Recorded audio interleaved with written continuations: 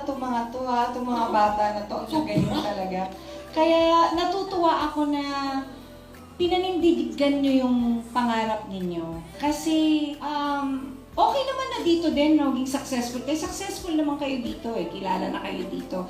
Pero parang feeling ko, yung binigay sa inyo ng Panginoon na gifts, the gift of your music, your voices, your beautiful voices, parang dapat hindi nakalimit sa Philippines. Oo, dapat parang dapat marinig ng buong mundo kasi ganun kayo kagaling. At saka kaming lahat dito, naniniwala kami sa kakayahan ninyo. Kaya huwag kayong mag-give up.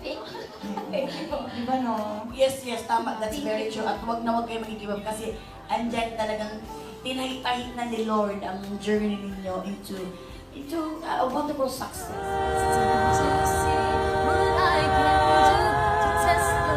Limits and break through. No rhyme, no love, no rules for me. I'm free. I'm free. I'm free. I'm free. Let it go.